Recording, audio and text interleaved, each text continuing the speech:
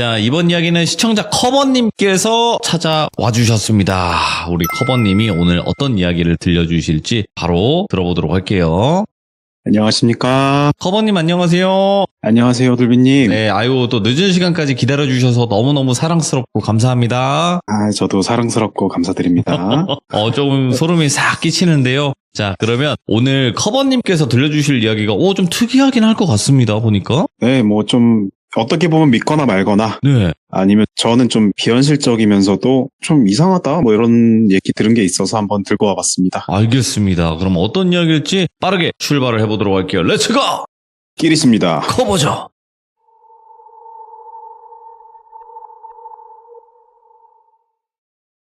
오늘 얘기는 제가 다니는 대학교 강사님한테 들은 진짜 좀 이상한 얘기예요.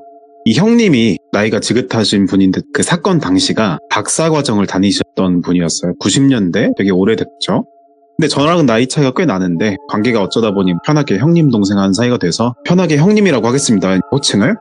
때는 바야흐로 스마트폰은커녕 그 내비게이션도 없고 우리가 운전하거나 할 때 종이 지도책 하나 차에 싣고서 여기저기 찾아다니던 그런 시절이었답니다. 그러니까 80년대 후반에서 한 90년대 초반쯤 됐겠죠. 제가 한번 그 형님을 준호 형님이라고 한번 해볼게요. 준호 형님은 그 국문학 전공을 해서 박사 과정을 다니면서 그 논문을 준비하셨대요. 논문 주제가 뭐였냐? 제목은 제가 좀 임의로 바꿔서 말씀드리면 대충 느낌이 잊혀진 근대 시인의 문학세계 막 이런 특이하고 심오해 보이는 그런 소재였대요. 그러니까 뭐냐면 근대 문학사에 이름은 있는데 뭐 그렇게 유명하지도 않고 시간이 지나면서 대중적으로는 잊혀진 그런 시인들 있잖아요. 준호 형님이 바로 그런 시인들의 작품이나 배경 같은 걸 좀 연구하셨다고 합니다. 그러다 보니까 형님이 뭐 주말 방학할 거 없이 시간만 나면 전국 방방 곳곳을 돌면서 뭐 문학관이나 시인의 생가 이런 거 있잖아요. 그런 걸 방문하고 자료를 좀 수집하고 그러셨던 거죠. 근데 당시에는 인터넷이 없었으니까 정말 말 그대로 발품을 팔아서 현장을 직접 찾아가는 것 말고는 연구를 할 방법이 없었대요. 예. 그렇게 논문 준비를 차곡차곡 하고 있었는데 어느 날에 준호 형님은 그 한 시인의 그 생가를 찾으려고 전국 지도책이라는 게 있었대요. 제가 실물을 못 봐서 좀 감이 안 오는데 그 지도책이 막 이렇게 전국 지도가 몇십 페이지로 나뉘어 있고 뭐 앞에는 광역권, 뒤로 갈수록 세세한 지역권 그런 데까지 확대된 형태였대요. 그래서 형님이 거실 탁자에 지도책을 탁 펴놓고 볼펜을 들고서 체크를 했대요. 그때 당시에 가려고 했던 그 생가의 주인공인 시인은 이름도 거의 알려지지 않은 좀 마이너한 인물이었는데 이름이 가명으로 한영수라는 사람이었다고 합니다. 솔직히 저도 문학 전공은 아니지만 그래도 제가 인문학 전공이거든요. 그래서 좀 알 법한데 한영수라는 그런 시인은 정말 들어본 적이 없는 이름이었어요.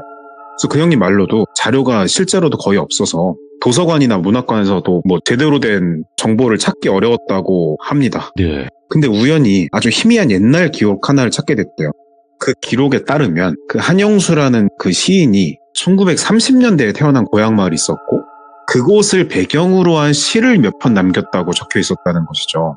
근데 그 시인의 생가가 연구할 때 꽤나 중요한 가치가 있다고 하더라고요. 뭐 답사가고 이러는 게. 그래서 배경을 좀 이해하고 그러느라고. 그래서 생가를 꼭 방문해야겠다. 그래서 자료를 보니까 그 생가가 뭐 돌비리, 음리 할 때 있죠. 그 읍면리 그런 곳에 있다고 했는데 문제는 형님이 지명을 찾으려고 지도책을 뒤적여봐도 이 돌비리라는 이름을 찾을 수가 없었다는 거예요. 그래서 이게 어떻게 된 일이야 하면서 지도책을 계속 넘기다가 포기할 무렵에 아주 작은 낡은 지도에 표시를 하나 발견하게 되는데 너무 한 페이지 구석에 작아서 놓칠 뻔한 표시인데 작은 글씨로 수기로 인쇄된 게 아니고 돌비리라고 써 있는 거예요. 그래서 야 이거 찾았네. 그래서 거기를 동그라미를 딱 크게 치고 준비를 시작하죠 가려고. 그때 당시에 형님께서 살고 계시던 곳이 서울이었는데 지도상에서 돌비리는 경상북도라고 칠게요. 경상북도 깊은 산골짜기 쪽에 있던 곳이라고 합니다. 서울에서 출발하면 차로 대여섯 시간은 좋게 걸리는 거리였죠. 그래서 형님은 그 작은 표시 하나만 믿고 책이랑 자료들 챙겨가지고 혹시 뭐 인터뷰할 일 생길까 싶어가지고 작은 녹음기도 챙기셨대요. 그래서 출발한 게 거의 새벽 무렵이었대요. 제가 아까 그 말씀드렸다시피 뭐 스마트폰도 없고 내비게이션도 없던 시절이라고 했잖아요. 그때는 밑줄을 긋고 지도에다가 주요 국도 번호, 마을 이름 이런 걸 기억하면서 운전을 해야 됐었대요. 그래서 지도책을 조수석에 펼쳐놓고 운전을 시작했죠. 처음에는 고속도로를 타고 경상북도 쪽으로 쭉 내려갔대요. 네. 근데 그때는 또 고속도로가 요즘처럼 이렇게 쭉 가는 게 아니고 노선을 갈아타면서 내려가는 시기여서 요거 하나 놓치면 엉뚱한 방향으로 빠지기 쉬웠다고 해요. 그래서 긴장하면서 출구마다 표지판 열심히 보면서 내려갔는데 그렇게 가서 경북에 도착을 했는데 어느 소도시까지는 잘 내려갔어요. 근데 거기서부터는 지도책에 나와 있는 대로 가면 작은 국도와 지방 도로를 타고 들어가는 경로였대요.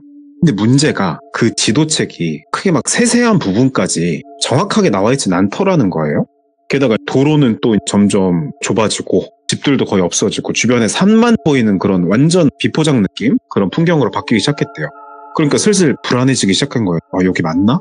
그래서 지금처럼 뭐 휴게소 있고 그런 것도 많이 없었대요. 그래서 길을 잘못 들면 돌기도 힘들고 그래서 큰일 나는 상황이었다고 하는데 하여튼 근데 그 도로 번호는 있으니까 마을 이름들 이런 거 있으니까 쭉 그걸 믿고 운전을 했는데 거기서 좀 약간 한 가지 이상한 점을 느꼈는데 주변 풍경이 되게 황량하고 조용했다라는 거예요. 민가가 물론 하나둘 보이긴 했는데 대부분 뭐 허름하거나 빈집처럼 보였고 사람도 거의 인적이 드물었다고 해요. 그래서 뭐 거기까지는 시골이니까 농사 지으러 갔나? 근데 보니까 그때부터 그 형님의 차가 마을과 마을을 잇는 좁은 그 도로를 지나면서 네. 조금씩 미묘한 차이들이 있는데 그게 뭐였냐면 어느 한 지점에서부터인가 지도책에 적혀있는 지명들이 하나씩 뭔가 그 실제 도로 표지판에서 보이지 않기 시작한 거죠.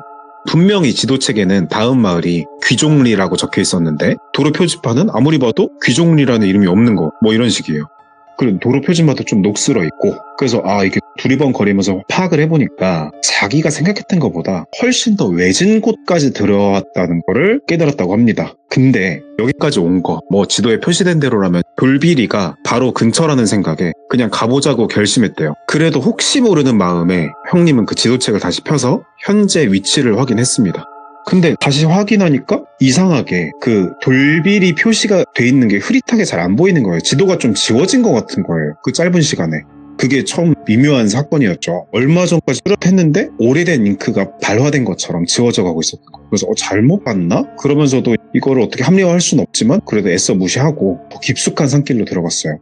근데 여기서 들으면서 저는 그랬어요. 다른 분들은 어떨지 모르겠는데 아니 근데 이 정도면 이상하다고 느끼고 좀 뒤돌아 나와야지. 누가 봐도 이상한 일이 일어났는데 우리가 실제로 무슨 일을 겪으면 그게 생각처럼 쉽게 안 된다고 합니다. 예. 그때 상황을 설명을 해주시는데 서울에서 벌써 5시간을 넘게 운전해서 여기까지 왔는데 지도 하나 흐릿해졌다고 조금 길 못 찾겠다고 돌아가기에는 좀 억울했대요. 일단은 불안함보다. 그리고 그 논문에서 돌빌이라는 장소가 정말 중요한 곳이기도 했고요. 그래서 좀 더 들어가서 일단 마을 찾아보기로 했어요. 근데 그 지점에서 마주한 길이 좀 기이했대요. 길이 좁아져서 분명 도로로 깔려있는 건 맞는데 거의 큰 차는 못 지나가고 작은 차 지나갈 정도. 그래서 비포장이 됐으니까 혹시 나무가 차 유리 때리는 나는 소리 좀 아시려나? 그러니까 푸닥푸닥거리는 소리? 그런 소리가 나면서 좀 들어가는데 깜짝 놀라는 게 하나 발견됩니다. 보니까 울창한 나무들 사이에 그 좁은 데에 버려진 자동차가 한 대가 갑자기 나타난 거예요. 차는 도로 바로 옆 풀숲에 버려진 채로 있었고 먼지가 되게 막 세차 안 한 그런 거 말고 진짜 폐차된 거 마냥 두껍게 앉아서 거의 형태가 알아보기 어려울 정도였대요.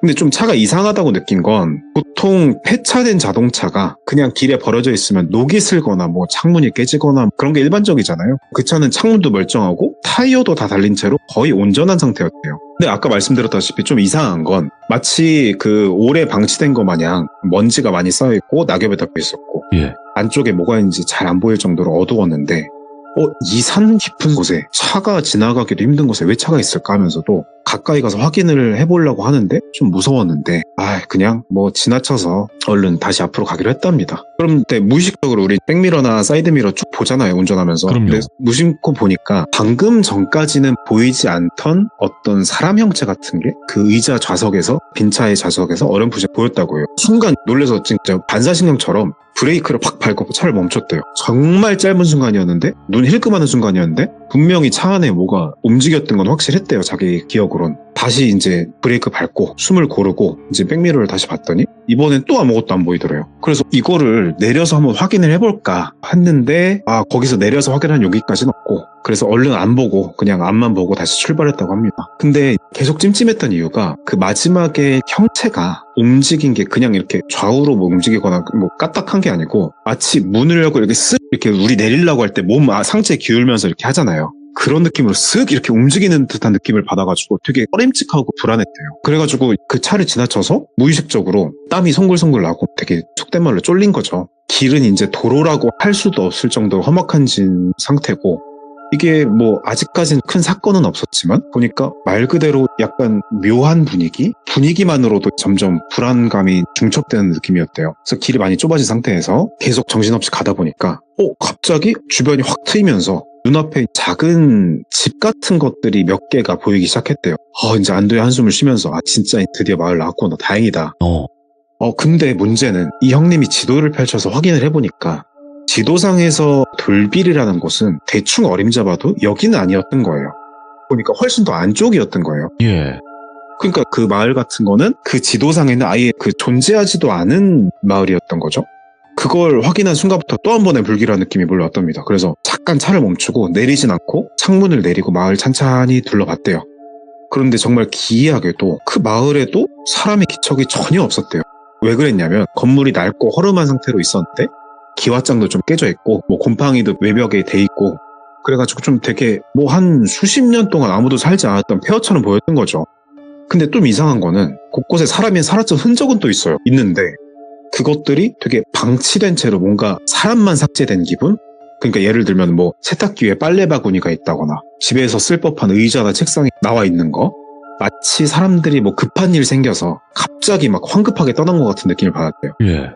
그래서 이상하다 하면서 시선을 옮기다가 또 한 번 깜짝을 놀랐던 게 마을 입구의 전봇대 위에 뭔가 붙어 있는데 눈을 가늘게 뜨고 보니까 그게 약간 실종자 전단지? 뭐 누구 찾습니다 한글로 써 있었는데 형님은 그 차에 내려서 이제 가봤죠. 전단지를 자세히 들여다보니까 색이 바래서 흐릿해지고 글씨는 뭐 빗물에 젖어서 지워질 정도였지만 가까이서 눈 찡그리고 보니까 어린아이 사진과 함께 가명으로요. 뭐 김지훈, 괄호치고 8세 이렇게 이름 써있고 그 아래쪽에는 아주 희미하게 1999년 3월 12일 실종 뭐 이렇게 날짜가 써있었대요. 그거 전단지를 보니까 가슴이 철렁 내려앉은 거예요. 왜냐하면 그 형님이 그 지도를 산 게 그 해가 99년이었는데 그 99년 여름이었거든요. 그러니까 그거 기준으로 이 아이는 불과 몇 달 전에 실종이 된 것이고 전단지 상태로 보건대 이 아이가 사라진 마을 자체가 되게 상당히 오래전부터 사람이 살지 않은 폐허였던 거예요. 혼란스럽잖아요. 사라진 거 얼마 안 됐는데 오래된 폐허 같고 종이도 빛바랬고 그래서 좀 혼란스러움과 그 두려움이 한꺼번에 몰려와서 다시 차에 올라타고 출발을 서둘렀어요. 근데 차에 시동을 걸려고 열쇠를 돌리니까 이게 웬걸 시동이 안 걸려요. 또 이제 난감하잖아요. 그래서 당황해서 일단 열쇠만 돌려봤는데 털털털 우리 막 흔히 영화에서 보는 거 있잖아요. 그런 소리를 내면서 시동이 걸리지가 않았대요. 그 순간 진짜 최악이다. 이 낡고 을시련스러운 폐가대사에서 하필이면 이때 시동도 걸리지 않고 이 텅 빈 마을에 혼자 남겨진 거죠. 그래서 어떡하지 하고 있는 순간에 갑자기 어디선가 마을 안쪽 그 몇 안 되는 집들 중에서 삑 하는 녹슨 문이 열리는 소리가 났답니다. 뭐 의도하고 자시고 간에 반사적으로 그쪽 봤고 지금 몸에 털이 좀 바짝 서는 느낌이 들었대요. 왜냐면 그 폐가 문 쪽에서 또 희미하게 사람의 그 형체 같은 뭔가가 형님 쪽을 똑바로 바라보고 있다는 느낌을 받았다는 거예요. 근데 그게 마치 당황한 느낌도 아니고 천천히 기다리고 있었다는 듯이 형님 쪽으로 천천히 한 걸음씩 다가오기 시작했대요. 근데 사람 심리가 묘한 게 또 공포난 긴장을 느끼면 우리가 뭐 보통 그러잖아요. 얼어붙고 행동이 안 나온다 하잖아요. 형님도 정확히 그런 상태였다고 해요. 아무튼 형님은 그 눈앞에서 폐가의 문이 끼게 열리고 거기서 알 수 없는 형체가 천천히 움직이는 모습을 보고 나서야 아차 싶은 거죠. 지금이라도 도망쳐야 된다고 생각했는데 아까 차가 고장났잖아요. 와, 수만 가지 생각을 하면서 어떻게 해야 되냐 하는데 막 생각을 짧은 시간 동안 하고 있는데 이렇게 아무도 없는 그런 상황에서 홀로 있을 때 가장 무서운 게 이제 보이는 것도 무섭지만 소리가 그렇게 무섭대요. 시야는 어느 정도 앞만 보지만 소리는 사방에서 들려오잖아요. 그래서 어떤 일이 일어날지 예측 못하는 거예요. 그래서 두려움이 극에 달해가지고 내가 지금 어딜 가고 있었고 목적지가 어디였고 지금 내가 여기 어딘지 그 생각이 안 나는데 문득 좀 뜬금없는 생각이 든 게 트렁크에 공구 박스가 있었던 거예요. 트렁크에 공구 박스. 이유는 모르겠는데 그것만 딱 생각이 났대요. 그래가지고 트렁크 쪽으로 가가지고 공구 박스를 꺼내서 막 덜덜 떨려가지고 그땐 키로 여는 트렁크였는데 열어가지고 또 공구박스를 꺼내는데 또다시 끼익 하면서 이번엔 좀 다른 쪽에서 소리가 들렸다고 해요. 천천히 뒤를 돌아보니까 네. 다른 폐가의 문에서도 똑같이 희미한 형체가 또 나오는 거예요. 그럼 달려서라도 도망을 쳐야 할 터인데 근데 마을이 어두워져서 제대로 보이지가 않았고 무작정 달려서 갈 상황도 아니라서 공구를 꺼내서 엔진 후드를 열고 최대한 빨리 차를 수리하려고 했답니다. 그래서 막 고치려고 차를 수리하려고 막 이렇게 뚝딱뚝딱 하고 있었는데 예. 그때 그 엔진룸에 정신없이 집중하고 있는데 갑자기 등 뒤에서 미세하게 사람 목소리 같은 게 들려왔다는 거예요. 처음엔 정말 환청인가 싶었대요. 긴장하면 헛소리가 들릴 수 있으니까. 그래서 형 자신이 너무 긴장해서 들리는 소리겠거니 했답니다. 근데 목소리가 점점 가까워지고 확실하게 귀에 들리기 시작하니까 목소리가 뭐라고 하는지 들렸는데 정확히 이랬대요. 여기가 어디예요? 여기가 어디예요? 여기가 어디예요? 이런 말을 반복했다는 거예요. 근데 목소리가 어린아이처럼 가느다랗고 좀 희미한 느낌이었대요. 지금까지는 전개를 생각해보면 눈치채셨을 텐데 형님도 마찬가지였어요. 순간 퍼뜩 떠올라가지고 예. 그 실종자 전단지 김지훈 8살 걘 것 같다. 이 마을에서 뭔가 어린이의 영혼이 갇힐 만한 무슨 일이 이루어졌고 나는 그 장소에 들어온 것 같다. 그래서 공구를 쥔 채로 어떡하냐 그러고 있었는데 예. 갑자기 다른 쪽 골목에서 어린아이의 작은 실루엣이 스르르 형님 쪽으로 또 걸어오기 시작한 거예요. 그 실루엣은 확실히 애 모습이었는데 약간 그 우리 유령 생각하듯이 발소리 하나 없이 이렇게 스쳐가는 느낌으로 스르르 다가오고 있었대요. 그래서 지금 내가 겪는 게 실종 사건 관련된 문제고 혹시 좀 기괴하거나 초자연적인 얘기일까? 그래서 그 실루엣이 혹시 그 실종된 어린 아이가 한 명이었는데 한 명이 더 있다는 거는 다른 귀신일 수도 있고 좀 기괴한 일인가 해서 더 섬뜩한 무엇인가 약간 이런 생각이 들어서 있는데 식은땀이 막 흐르고 막 그러고 있는데 그래서 그 이상한 존재들이 자꾸 오는데 새로운 존재도 또 그랬대요. 왜 안 갔냐고요? 왜 여기 머물렀냐고? 여기 어디냐고? 이게 말이 좀 이상하잖아요. 그래가지고 좀 어지럽다. 무슨 소리냐? 그러고 있다가 안 되겠다. 이게 진짜로 그냥 도와주고 이런 생각을 전 했는데 도와주고 모시고 일단 떠나야겠다. 그래서 트렁크를 다 닫고 엑셀 일단 안 되는 거 밟아보고 막 시동 걸라고 멘탈을 놓은 거죠. 그러고 있었는데 그런 사이에 그 존재들이 그 형님의 차 앞으로 바로 앞까지 와가지고 운전석 창문 옆으로 서서 천천히 창문을 톡톡 두들겼대요. 그 손이 되게 비현실적으로 가늘고 좀 창백하고 손톱도 지저분한 거기서 목소리가 처음 나왔는데 비명을 지르면서 막 그랬는데 몸을 최대한 시선을 피하려고 구부리고 있었는데 그때 창문을 통해서 또 얘기를 또 또렷하게 들었다는데 여기 들어오면 못 나가는데 나도 못 나가는데 이런 말을 했다는 거예요. 근데 돌이켜서 생각한 건데 그 지도에 연필로 쓰여 있었고 인쇄가 돼 있지 않았던 것, 그 지도에만 존재하는 마을일 거잖아요. 그러면 내가 잘못된 거지 맞구나. 그 날짜가, 애가 실종된 날짜가 네. 또 떠올랐는데 처음엔 대수롭게 그냥 생각하지 않았던 날짜였는데 그 날짜가 머릿속에 또렷이 떠올랐대요. 왜냐면은 그 형님이 보고 있던 지도책에 몇 년도 무슨 월 이렇게 써있대요. 그게 제목처럼 써있다고 하던데 근데 그게 그 아이가 정확히 실종된 연도랑 일치했고 그러면 여기서는 사실은 아니에요. 사실은 아니고 그 사람 추론인데 어쩌면 그 지도책을 만들었던 사람이 그 책에 표시했던 걸 구매하고 했던 사람이 어떤 비밀을 숨기려고 이 마을을 지도에만 존재하게 이렇게 표시한 게 아닐까? 그러고 있는데 밖에선 소리는 계속 들리고 그래서 머리가 텅 비어서 그러고 있었는데 고개를 양쪽 다리를 네. 벌리고 거기 고개를 숙이고 귀를 막고 있었다는데 용기를 내서 고개를 들려서 창문 쪽을 봤더니 그 존재가 좀 언데간데 없이 사라져 있었대요. 그래서 차주 둘러봤더니 흔적도 없이 사라졌고 예. 그래서 안도의 한숨을 쉬고 어떡할까 했는데 지금 변한 건 없구나. 지금 시동도 안 되고 이 상황에서 지금 나는 변한 게 없고 위험한 상황이다 이러고 있는데 계속 키를 돌렸는데 몇 번 하다가 결국에는 시동이 걸렸어요. 다행히도 정말 다행히도. 그러면서 자기 인생에서 시동 걸 때 그 시동음이 제일 멋져 보였던 명차 소리가 들렸다고 합니다. 그때 너무 그만큼 좋아가지고 그래서 나가려고 했는데 근데 이게 또 큰 문제가 생긴 게 그 마을을 빠져나가기 위해서는 들어왔던 좁은 길을 다시 거슬러 올라가야 했거든요. 그때까지만 해도 왔던 걸 그냥 지도 보고 돌아가면 된다고 생각했는데 근데 문제가 그 지도책이었어요. 이게 전 들은 그대로 말씀드리는 거지만 지도책에서 형님이 그 아까 들어왔던 그 도로와 마을의 표시가 희미해졌다고 말씀드렸었는데 아예 사라져 있던 거예요. 이제는 그러니까 정확히 말씀드리면 아까 그 표시한 거랑 주변 도로가 지워진 것처럼 깨끗하게 사라져 있었던 거예요. 처음 샀을 때부터 몇 번이고 확인했던 그 작은 표시가 지워진 거죠. 말이 안 되는 상황이니까 그래서 내가 들어왔을 때 이정표 뭐를 보고 했다. 그래서 천천히 그 기억을 더듬으면서 차를 다시 움직였답니다. 근데 이상하게 운전을 해서 쭉 갔다고 생각했는데 직진해서 갔다고 생각했는데 자꾸 아까 그 폐가와 그 폐가 같은 마을과 전단지가 붙어있던 그 장소로 돌아온 거예요. 흔히 이런 말을 실제로 많이 쓰시는지 모르겠는데 폐쇄루프라고 아무리 빠져나가려고 해도 원점으로 돌아오게 되는 그런 게 있대요. 그래서 어쩔 수 없이 차를 세우고 다시 한번 마을을 둘러봤대요. 이번엔 정말로 해결책 찾아야겠다. 뭐라도 봐야겠다. 근데 그 실종자 전단지를 다시 가서 봤는데 뭔가 기묘한 약간 변화가 있었대요.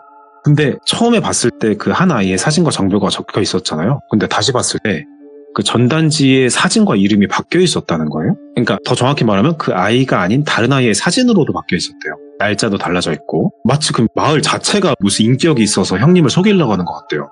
근데 또 다시 그 귀신 소리가 들리고 여기 또 왜 왔냐고. 아, 나는 이제 지도로 인해서 여기 뭔가 씌인 거고 여기 영원히 못 나갈 수도 있겠다. 와, 계속 그런 무서운 소리가 나는데 갑자기 사방팔방에서 서라운드로 이런 웃는 소리가 들렸다는 거예요. 그래가지고 어쩔 수 없다. 나 이제 그냥 위로 가든 내려가든 쭉 나가야겠다. 그렇게 나가고 있는데 또 다시 마을에 도착하고 근데 그 집들을 다시 한번 봤더니 그 창문들이 약간 눈처럼 약간 그런 느낌이 들었다고 하고 계속 그 사람들 목소리도 들리고 그래가지고 그 눈 같은 집에 홀리듯이 들어갔더니 예. 약간 또 거기서 이제야 왔네? 뭐 이런 소리 같은 게 들리고 그래서 아 이제는 안 되겠다. 그래서 그냥 들어가서 뭐라도 확인하자. 그래서 그래 왔어? 그래 왔어. 그러고 들어가 봤는데 껌껌하니까 빛만으로는 잘 안 보여서 더듬더듬 봤는데 그 폐가 안쪽에서 그때 또 뭔가를 발견했다고 하는데 좀 되게 오래된 종이 더미들이 있었다고 해요. 그래서 호기심 반 두려움 반으로 종이들을 하나씩 집어들어서 살펴봤는데 보니까 종이들에는 아주 오래된 시 구절들 이렇게 줄 짧게 쓴 문장들 있잖아요. 근데 그게 마치 오랫동안 여기 갇혀서 써내려간 듯이 그러니까 왜 그렇게 느꼈냐면 글씨체가 되게 삐뚤빼뚤하고 되게 불안정한 심리가 느껴졌대요. 종이마다 글씨 크기나 모양도 다르고 어떤 종이는 새까맣게 막 칠해놓은 것도 있었고 근데 그때 형님은 아까 처음에 방문한 쪽이 시인의 생가였잖아요. 그래서 혹시 이거 내가 찾던 그 시인의 글일 수도 있겠다. 그래서 그 종이들을 넘겨보다가 갑자기 깜짝 놀라서 보니까 그 사진 한 장이 나왔던 거예요. 그 사진에는 그 애들이 몇 명 서 있는 모습이 찍혀 있었는데 놀랍게도 아이들이 얼굴을 다 이렇게 펜으로 까맣게 칠해져 있었대요. 그러면서 막 약간 너무 기괴하고 좀 두렵고 그래서 아 이제 뭐 정보는 없는 것 같고 빨리 일어나야겠다 그러고 있는데 그 폐가 바닥 쪽에서 또 다시 크크크 막 이런 소리 들렸다는 거예요. 그러니까 움직이려고 하는데 발목을 잡는 느낌도 들었고 그래서 계속 나가지 마세요. 어디로 가요? 어딘지 모르겠어요. 여기 같이 있어요. 그렇게 해서 이런 소리들이 들려가지고 이제는 뭐 사람 소리인지 이게 내 머릿속에서 울리는 소리인지 그런 생각을 하는데 여기는 시인의 생가일 수도 있고 아니면 그럼 여기는 혹시 그 시인분이 무슨 일이 생긴 건 아닐까? 그런 생각을 하면서 어떻게 할 방법이 없어서 폐가 밖으로 일단 뛰쳐나왔어요. 나오니까 밖에 무슨 할아버지 한 분이 서 계셔요. 예? 그 노인분이 이게 뭐 이제는 솔직히 사람인지 아닌지 모르잖아요. 우리는 당연히 사람이라 생각하는데 이런 상황이니까. 그래서 좀 허름한 옷차림에 약간 나뭇가지를 들고 계셨는데 예? 나뭇가지를 막 이렇게 원그리듯이 막 돌리면서 무슨 쭈글쭈글 하고 계시더래요. 근데 그분이 그렇게 쭈글쭈글 하니까 자기가 그 소리가 안 들리는 거예요. 어디 가세요? 같이 있어요? 막 이런 소리가. 그러더니 막 따라오라고 지금 오라고 역정을 내시더래요. 그래서 그러면서 정신이 번쩍 들어가지고 노인을 따라갔어요. 그 노인분께서 형님 손을 꽉 잡으니까 갑자기 길이 보이는 느낌이 들었다는 거예요. 뭐가 변한 건 아닌데 그냥 뭔가 개안했나? 약간 이런 느낌? 그래서 너 여기 영원히 못 나올 뻔했다고. 그래서 어르신 이게 뭐냐고. 이게 무슨 상황이에요? 마을은 뭐고 저 무슨 소리도 들었다고. 그러니까 여기가 아주 오래부터 있던 마을이긴 한데 근데 젊었을 때부터 있었다고. 근데 평범한 시골이었는데 한 30년쯤 전에 불이 났었다. 그래서 불 때문에 사람들도 집도 많이 탔다. 근데 마을은 지도에선 지워지지 않고 계속 남아있었던 거다. 그러면 어르신 제가 지금까지 갔던 마을이 타고 사라진 거라요? 그러면 제가 본 거랑 겪은 건 뭐예요? 그랬더니 한숨 쉬면서 막 그 마을에서 죽은 분들, 특히 아이들이 떠나지 못하고 계속 남아서 있는 거다고. 그래서 이게 뭘 어떻게 해코지하는 건 아닌데 이게 너무 외롭고 슬퍼서 사람들을 불러들이는 거라고. 자네도 그런 걸 거라고. 이게 해코지는 아니지만 못 나가는 건 맞다. 그래서 덜덜 떨면서 아이고 너무 감사하다고 그러면서 근데 어르신 누구신데 어떻게 여기 있는 것도 알고 이렇게 다 아시냐. 그랬더니 내가 이 마을에서 유일하게 살아남은 사람이다. 나는 그때 밖에 있었고 마을 근처를 떠돌면서 살아왔다고. 왜냐면 내 가족도 거기 있었거든. 그래서 좀 달래라고 여기서 계속 이렇게 있었다. 그러니까 막 그냥 갑자기 눈물이 났대요. 그래서 나쁜 마음으로 아이들이 그런 거 아니니까 함께 있어주기 바란 거니까. 근데 아무리 그래도 그런 식으로 세상 사람들을 붙잡으면 안 되는 거잖아. 그 이치라는 게. 그래서 가끔씩 이렇게 내가 돌아다니면서 기운이 느껴지면 너같이 빠진 사람 빼주곤 했다. 내가 근데 나이가 먹어가지고 그 힘이 점점 약해지고 있는데 자네는 운이 좋다고 그래도 내가 지금 정정할 때 했다고. 그래서 그럼 저 진짜 뭐 아무것도 괜찮은 거냐고. 그랬더니 괜찮다고. 다만 취재인지 뭐한 사람인지 모르지만 저쪽은 다시는 얼씬도 하지 마라. 그래가지고 헤어지고 그 하루 꼬박 새고 그 다음날 밤에 집으로 돌아왔다고 해요. 돌아와서 논문을 집필하려고 자료도 펼쳤는데 손에 안 잡히죠. 그리고 그 시인분이 무슨 일이 있었는지는 제가 그러면 그 시인분은 거기 뭐 감금이 된 건지 뭔지 여쭤봤더니 모르겠대요. 그거는 모르겠다. 근데 그 시인의 생애를 미루어 봤을 때 이렇게 슬프고 뭔가 아픈 상처가 있고 이런 것들이 그 마을을 통해서 느껴졌기 때문에 뭔가 있지 않았을까.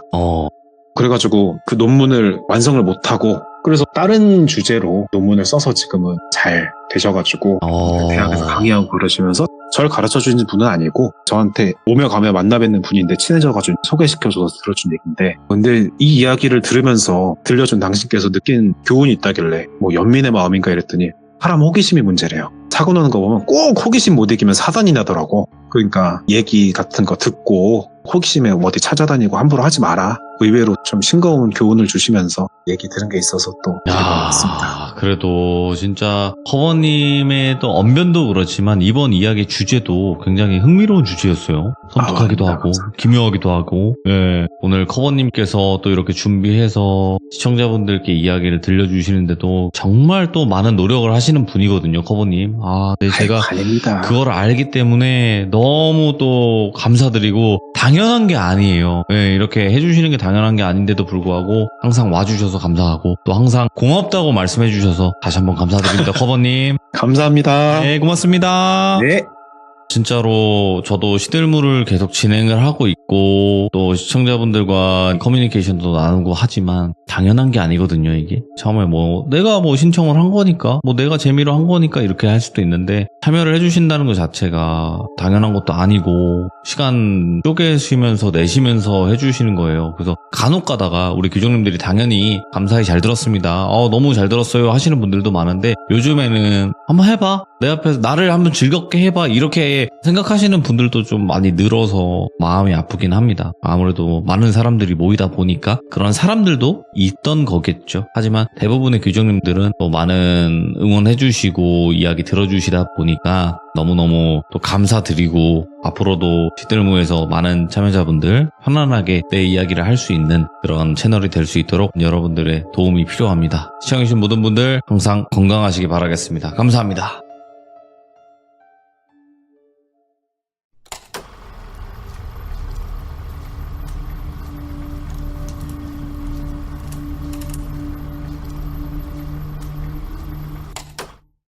자, 이번 이야기는 시청자 커버님께서 찾아와 주셨습니다. 오늘 커버님이 해주실 이야기 어떤 이야기일까요? 같이 만나보도록 할게요. 안녕하십니까. 커버님 안녕하세요. 네, 안녕하십니까. 돌비님. 네, 오늘 또 이렇게 찾아와 주셔서 감사합니다. 감사합니다요. 네. 자, 오늘 커버님께서 해주실 이야기, 무서운 이야기 중에서도 귀신에 관련된 이야기일까요? 어떨까요? 약간 귀신인 것 같습니다. 귀신 얘기인 것 같습니다. 네. 자, 도대체 어떤 이야기이길래 이렇게 말씀하시는지는 들어봐야 되겠죠? 네, 알겠습니다. 좋습니다. 바로 출발을 해보도록 할게요. 렛츠고! 길이십니다. 커버예요.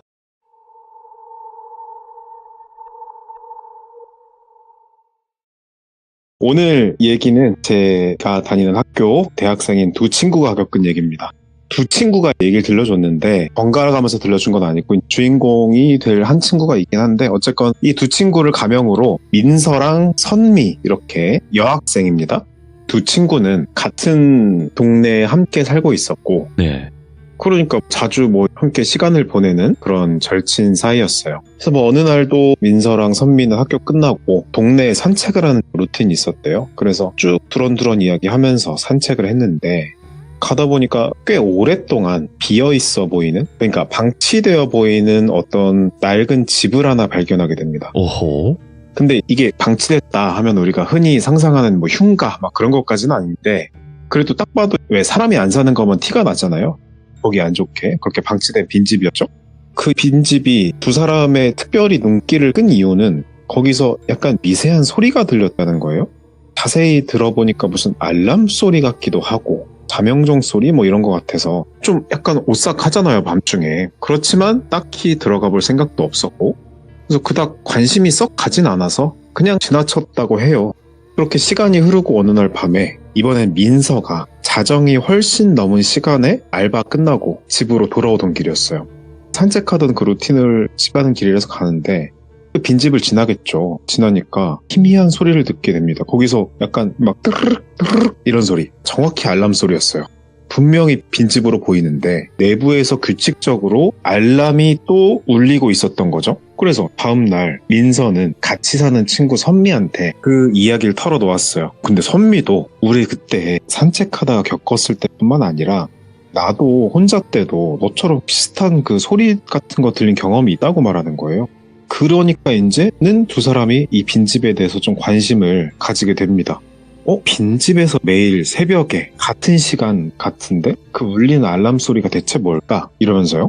처음에는 당연히 뭐 그냥 우연이라 생각했지만 이 현상은 뭐 거의 매일 반복되었고 그럴수록 민서와 선미의 호기심은 점점 더 강해졌겠죠. 결국 이러다가 둘은 그냥 그 빈집에 직접 한번 들어가 보자 결심을 해요.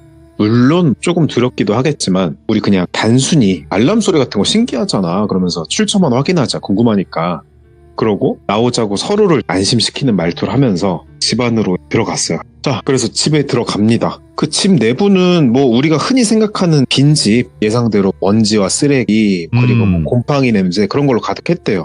그래서 민서와 선미는 핸드폰 그 손전등 그 후레쉬를 들고 조심스럽게 빈집 안을 살펴보기 시작을 했는데 집 구조는 이랬어요. 쉽게 말해서 전형적인 오래된 단독주택 느낌으로 작은 방이 몇 개 있고 거실과 부엌이 있는 그런 기본적인 형태였겠죠. 그래서 둘이 조심스럽게 집안을 둘러보던 중에 한 방에서 이상한 물건들을 발견해요. 일단 오래된 사진 같은 게 좀 있었고 중요하진 않지만 그리고 아이들이 가지고 놀았을 법한 그런 장난감 그리고 바닥에 떨어져 있는 낡은 스마트폰이었어요. 낡긴 했는데 스마트폰이긴 한 거, 기종이 좀 오래된 거. 둘은 특히 그 핸드폰에서 좀 뭔가 쎄한 느낌을 받았다고 해요. 보니까 기종이 오래된 것 같은 낡은 스마트폰은 한 수년 정도 방치된 듯이 먼지가 두텁게 쌓여 있었고 당연히 전원이 꺼진 상태였어요.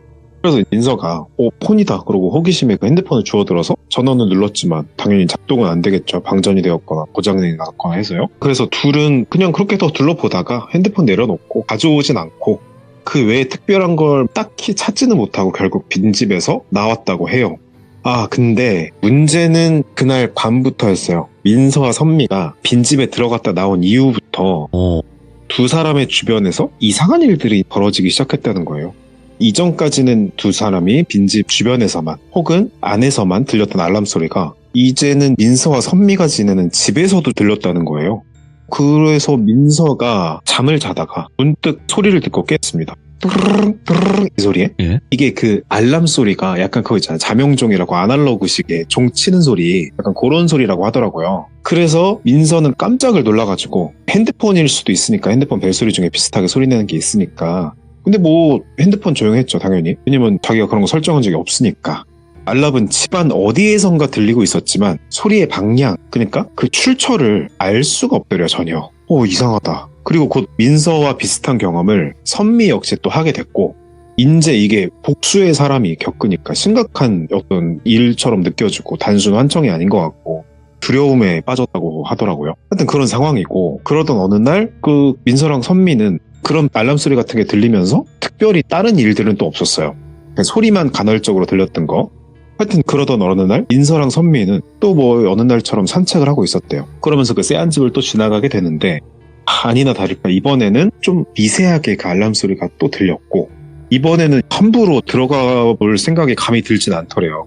그래서 소리가 나는 것으로 추정되는 곳을 보니까 바깥으로 나 있는 창문 쪽인데 그래서 창문 쪽을 좀 밖에서 한번 보자. 그래서 안 들어가고 살펴봤대요. 근데 알람 소리가 나는 빈집 창문 안으로 침대가 하나 있는데 똑바로 뻣뻣하게 누워있는 어떤 검은 형체를 목격한 거예요. 근데 두 사람이 와 이게 심장이 쿵쾅거리고 머릿속이 하얗게 되면서 근데 이게 현실인지 환상인지 잘못 본 거겠지 껌껌하니까 아니 근데 우리 둘 다 같이 봤잖아 뭐야? 도대체 뭐지? 하니까 그때 표현을 그대로 들은 대로 전해드리면 그 손금에 땀이 차오르기 시작했대요. 그게 쫙 소름이 끼치면서 그래서 민서랑 선미는 둘이니까 그나마 다시 정신을 차리고 용기를 내서 천천히 창문 쪽을 바라봤대요. 좀 뒷걸음질 치면서. 근데 그 침대 위의 형체는 감쪽같이 사라지고 없더랍니다. 마치 처음부터 없었던 것처럼. 그래서 두 사람 믿기지가 않아서 눈을 비비고 뭐야 이거 실화냐고 이러면서 다시 한번 그 존재, 그것이 있던 그 침대 위를 좀 응시를 했대요. 실눈 뜨고 이렇게 보는 거 있잖아요. 진하게 보려고. 역시 근데 침대는 텅 비어 있었고 소리도 안 들렸대요. 죽은 듯이 고요해졌대요. 그래서 서로 속된 말로 얼타면서 그러고 있었는데 그때 방 안에서 희미하게 들리는 소리 하나가 두 사람한테 명확하게 들렸대요. 알람 소리는 아니었고 처음엔 아주 작게 들렸지만 귀를 기울일수록 명확해졌다고 합니다. 분명히 들렸다는 소리예요. 뭐냐면 이런 소리였는데 왜 우리가 코 막힐 때 입으로 숨 쉬었을 때 입을 작게 벌리고 여러분들 이빨 사이로 숨을 한번 당겨서 쉬어보세요. 이 소리가 나거든요. 근데 우리가 숨을 들이마실 때 하고 내뱉을 때 하잖아요. 그러니까 분명히 누군가 숨을 들이쉬는 소리였는데 마치 사람이 잘 때처럼. 근데 조금 이상한 건 들이마시는 소리만 반복이 되더라는 겁니다. 그러니까 하 하고 내쉬는 소리가 안 들렸다는 거예요. 아무튼 여기서 두 사람 등골이 오싹하죠. 근데 여기서는 평상시에 우리가 계속 기괴한 소리를 들었잖아요. 알람 소리를. 그것 때문에 그런지 아니면 둘이 있어서 조금이나마 용기가 나서 그런지 도망치고 싶다는 마음보다는 이 이상한 상황의 진실을 확인하자. 둘이 같은 것을 보고 확인한다면 이거는 교차 검증이 되지 않겠냐 없다는 걸 확인하면 그래서 결국 마음을 다 잡고 빈집의 출입문부터 살펴봤습니다. 근데 문 손잡이가 조금 열려있더래요. 이 집은 분명히 빈집이에요. 집주인이 부동산 상으로 있는지 모르지만 하여튼 없는데 잠긴 건 아닌데 항상 닫혀있는 걸로 지나가면서 얼핏 봤단 말이죠. 근데 왜 문이 열려있었을까요? 게다가 아무도 들어간 흔적도 없었대요. 발자국이라든가 어떤 다른 흔적이요. 두 사람은 침을 꾹꾹 삼키죠. 그러면서 떨리는 손으로 천천히 문을 끽 밀었는데 끽 하면서 문이 아주 미세한 소리 내면서 열리고 여니까 차가운 공기가 휙 느껴지더래요. 전에 방문했을 때랑 조금은 다르게. 그래서 들어갔더니 방 안은 거실이랑 다 껌껌했고 희미한 빛이라고는 창문으로 새어 들어오는 달빛 이런 게 전부였다고 해요. 선미가 전처럼 그 스마트폰에 손전등 기능 켜고 천천히 방 안을 살펴보기 시작했어요. 그 아까 말씀드린 처음 산책 때 방문했을 때 그 스마트폰도 보고 사진 본 그 방이랑 다른 방이었대요. 그래서 하여튼 방 안은 한동안 사람이 살지 않은 거잖아요. 어쨌건 간에.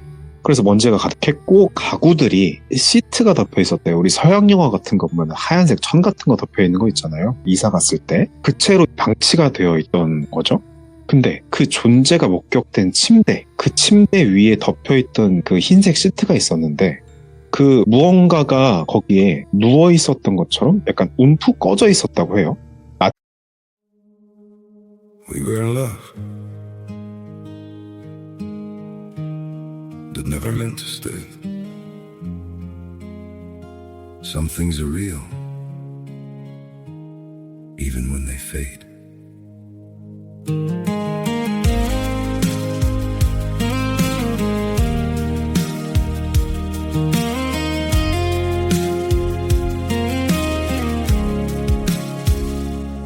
I used to think if we kept holding on, we could bend the truth somehow. But love can't fight what's pulling us apart, and it's breaking us down now.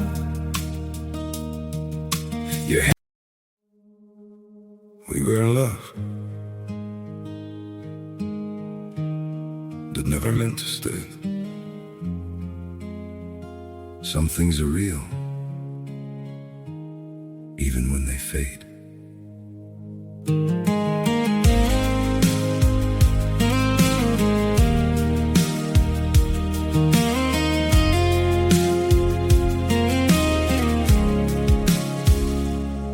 I used to think if we kept holding on, we could bend the truth somehow.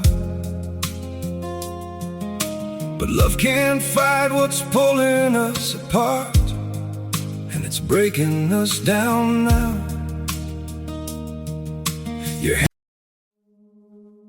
We were in love that never meant to stay. Some things are real, even when they fade.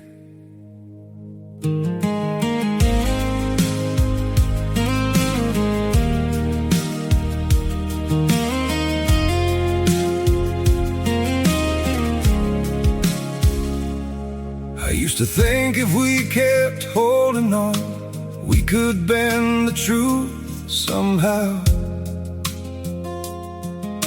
But love can't fight what's pulling us apart. Backseat confetti. Yeah. Backseat confetti. Put a late in your hoodie. Still got sand on my shoes. You laugh like you knew me. Now I'm back in your view. Chain on my collar, cool. Phone face down, no clues. You said don't act brand new, girl. I'm acting on you. Yeah, you got that look, makes time slow down. One little smile turn me inside out. I kept it chill, no I can't pretend. One step closer, we start again. Backseat confetti. Backseat confetti. Say my name, let it hit. Backseat confetti. You got me ready. You got me ready. One more spark, that's it. Backseat confetti. Window crack, bass low. Your perfume in the dark. You bite your lip when I talk. Like you already won my heart. Your friends act loud, but you don't need the crowd. You lean in, I lean back, and we both get found. You got that look, makes time slow down. One little smile turn me inside out. I kept it cool, now I can't pretend. One step closer, we start again. Backseat confetti. Backseat confetti. Say my name, let it hit. Backseat confetti. You got me ready. You got me ready. One more spark, that's it. Backseat confetti. Hands in the air, we don't need to plan. If the night falls apart, we can still say we can. I like your chaos, you like my grin. When the door shuts off, we let the fun begin. Backseat confetti. Backseat confetti. Say my name, let it hit. 마치 방금 전까지 그 자리에 누가 누워 있었던 것처럼. 그래서 선미가 침대 쪽으로 가까이 다가가서 확인해 보려던 찰나, 침대 옆에 우리가 왜 협탁이라고 하죠? 작은 상. 그 협탁 위에 놓인 작은 알람 시계가 보이더래요. 이건가? 하는 찰나에 갑자기 그게 울리기 시작하는 거예요. 이게 알람 시계니까 아 이거구나 싶은 순간에 뜨르륵 뜨르륵 막 소리가 나는 거예요. 와 놀래가지고 몸이 굳었고 급히 본능적으로 알람을 끄기 위해서 손을 뻗었죠. 근데 그 위에 그 종 같은 거 2개 달려있고 가운데 그 망치 왔다 갔다 하는 거 아시죠? 그거 버튼 딱 눌렀는데 예. 근데 시계 소리가 계속 울린다는 거예요. 막 그래서 버튼을 몇 번이고 다시 눌렀지만 멈추지가 않더래요. 그때 선미 귀에 뜬금없이 소리가 들리더랍니다. 귓속말로 속삭이듯이 그거 제가 꺼드릴까요? 약간 이런 식으로. 그래서 우와 하고 소리를 지른 건 아니고 아마도 선미만 들은 것 같다는데 그냥 온몸에 털이 곤두섰대요. 그래서 도저히 뭐 소리를 치거나 뭐야 그러고 돌아볼 용기가 나질 않았다는 거예요. 선미는 그 친구 그 민서한테 말은 안 하고 그냥 뭐 보는 척 하면서 스마트폰 불빛으로 방 곳곳을 이렇게 비추면서 뭔가 하고 살폈대요. 그러면서 슬쩍 용기를 내서 뒤를 쓱 돌아봤는데 예. 당연히 말소리를 낼 만한 존재는 안 보였고 그러다가 문득 침대 아래쪽에 눈이 들어왔대요. 순간 선미는 기절할 뻔합니다. 침대 밑에 다리가 달린 침대만 아래 틈이 있을 거 아니에요. 그 약간의 틈새로 사람의 얼굴 같은 게 보였다는 거예요.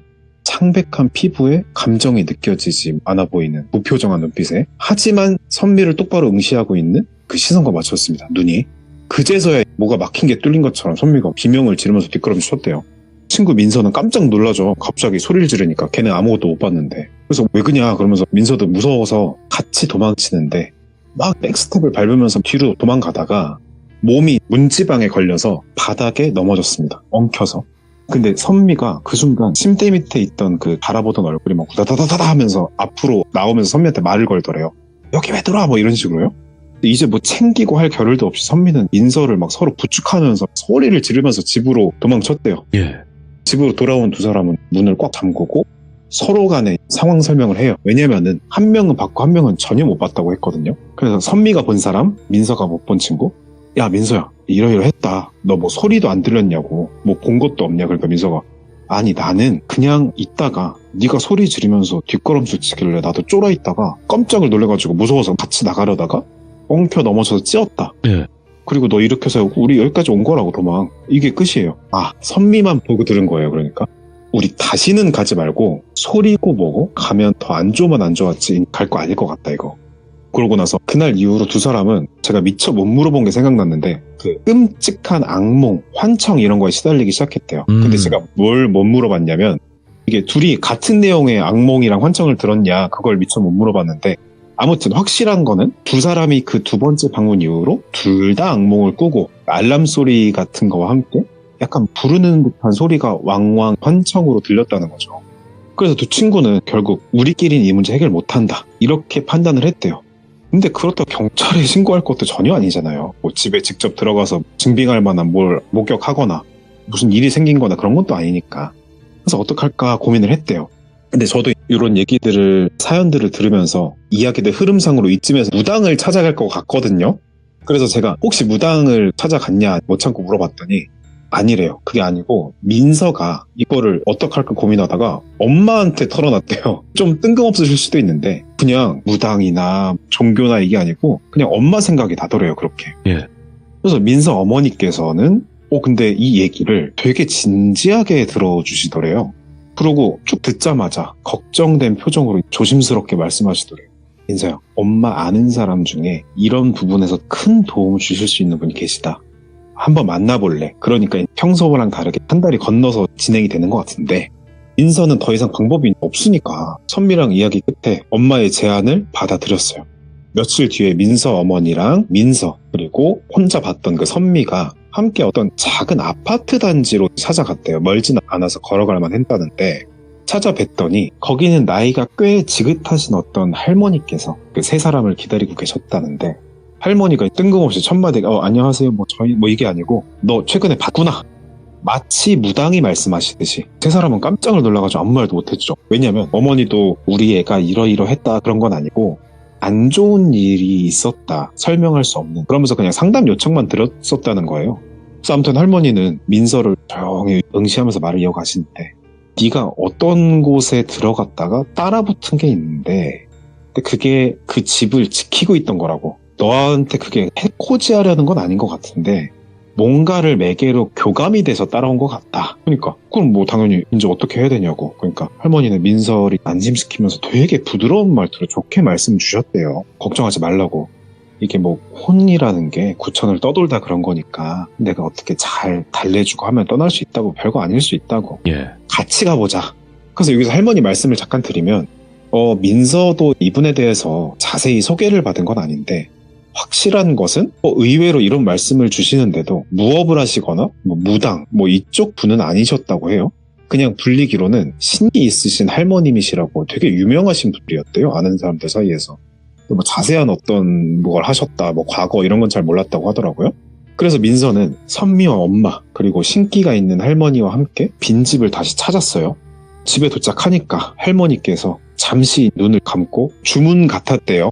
뭔가 중얼중얼 하시면서 그 집을 천천히 이렇게 바깥으로 해서 돌았대요. 근데 잠시 후 할머니가 좀 되게 계속 온화하고 괜찮다 하시다가 심각한 얼굴로 입을 여시는 거예요. 이 집에 머물던 여자가 있는데 지금 여기 와서 보니까 원한을 품고 있는 것 같긴 하다. 너 그 밤마다 소리 같은 거 들린다고 했지 일정 시간마다. 아마도 자기가 죽은 시각 알리려는 걸 거 아닐까? 이러면서 할머니는 품에서 두 가지 물건을 꺼내셨다는데 종이로 싼 부적 몇 장과 쬐끄만 우리 가방에 다는 키링 같은 사이즈의 작은 방울을 꺼내서 민서와 선미한테 나눠줬다고 해요. 그러면서 이거 꼭 지니고 있으라고 항상 거리상으로 이거랑 멀어지면 안 돼 이랬대요. 그러고 할머니가 혼자 조용히 집 안으로 들어가시더래요. 가서 곳곳에 부적을 붙이시고 작은 향인가 뭔가 그런 걸 좀 피웠대요. 그리고 그 향 연기가 집안을 슥 메울 쯤에 갑자기 집안에서 찬바람이 부는 것처럼 냉기가 그렇게 느껴지더래요. 민서와 선미는 서로 손을 꽉 잡았대요. 막 떨려가지고. 그러니까 할머니가 단호하신 목소리로 방울 흔들면서 뭐라 막 소리를 치시더래요. 대화 같았다는데 대충 요약해서 말씀드리면 골짠이래요. 뭐 억울한 마음 내가 잘 알겠다고, 이제 그만 떠나고 여기 네가 머물 곳 아니다, 뭐 이런 식으로. 와, 그러니까 순간 집안에서 알람 소리가 그냥 뜨르르르 막 들리더래요. 예. 이번엔 민서와 선미뿐 아니라 어머니께서도 들으셨대요. 그 소리를 확실히 실제로. 할머니는 더더욱 막 뭐라 얘기를 하셨고, 근데 이게 막 화내고 쫓는 그런 느낌은 아니었대요. 약간 달래는 느낌. 그래서 얼마나 시간이 지났을까? 갑자기 울리던 그 뜨르르 소리가 뚝 멈췄어요. 완전 정적. 집안은 다시 고요해졌다고 해요. 그래서 그날 이후 다행히도 민서와 선미는 빈집 근처에서 더 이상 뭐 알람 소리라든가 평채라든가 그런 걸 듣거나 보지는 전혀 않았대요. 이후로도 민서는 할머니를 몇 번 찾아갔고, 할머니께서는 결과적으로 민서한테 이렇게 전했다고 해요. 그 훌령 그런 존재는 이제 떠났다고. 처음부터 나쁜 애 뭐 그런 거 아니었는데 그냥 단순히 너무 오랫동안 방치되고 고통받아서 좀 강해진 것 같다, 뭔가가. 이제 네가 조심해야 될 게, 귀신이라고 할게요. 이런 귀신들은 사람의 어떤 감정에 끌리기 때문에 앞으로는 호기심으로라도 빈집이나 폐가를 함부로 들어가면 안 된다, 뭐 이런 식의 충고를 해주셨대요. 그래서 뭐 끄덕하고 명심했다고 하고. 그래서 그 일이 쓴 지 몇 달이 지나고 그 빈집은 허물어졌다고 해요. 그게 근데 무슨 공포 그런 내용 때문에 그런 건 아닌 것 같고, 뭐 재개발 이런 거겠죠? 그렇겠죠. 네, 그래서 민서와 선미는 더 이상 그 집 보지 않아도 됐고, 차츰 기억 흐릿해져서 지금 잘 지낸다고 해요.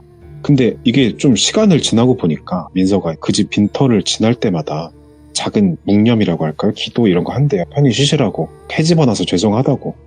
그래서 뭐 두 친구가 같이 또 불비 라디오 팬이라고 하면서, 아이고, 감사하네. 그래서 너무 참여하고 싶은데 어쨌건 이렇게 당부한 거는 호기심으로라도 들어가지 말라, 이런 말 많이 듣잖아요. 어우, 항상 듣죠, 저희 방송에서. 네, 근데 이 친구들도 돌비 공포 라디오 열심히 듣는데도 예. 이게 겪기 전까진 정신을 못 차린다고. 홀린 예. 거지, 뭐, 거지. 네, 그래서 이거는 진짜로 당부한다고, 이거 진짜 이거 장난으로 듣지 말아달라고 막 이런 식으로 얘기하더라고요. 아, 네. 또 그러면요, 진짜 그럴까 하면서 또 가요. 뭐 그러면 또 사연 제보하게 되는 거겠죠. 이제. 아유, 그거 그래가지고. 겪을 이야기 정도만 해주시면 참 좋은데, 정말 잘못되시는 분들도 있으니까 진짜 조심해야 돼요. 뭐 커버님이 말씀하시는 게 맞는 말이에요, 진짜로. 네, 그래서 이런 친구들이 또 이렇게 얘기를 겪어가지고 네, 또 네. 당부도 하면서 이렇게 꼭 참여하고 싶다고 저를 통해서 이렇게 또 제보를 한 게 있어서 이제 짧지만 좀 풀어드리게 됐습니다. 감사합니다. 아이고, 우리 커버님께서 오늘 또 전달 너무 잘해주셔서 저희가 행복합니다. 감사합니다. 감사합니다, 돌비님. 네. 자, 여러분들 항상 말씀드려요. 빈집도 들어가지 마세요. 거기가 흉가하기 때문에, 그냥 뭐 폐가하기 때문에 그런 게 아니라 그냥 얼마 지나지 않은 그냥 빈집 있잖아요. 그런 데도 들어가지 마세요. 사람이 살다가 떠난 곳은 사람이 아닌 것들이 모이기 마련입니다. 그래서 항상 들어가지 않으시는 걸 추천드리도록 하겠습니다. 감사합니다.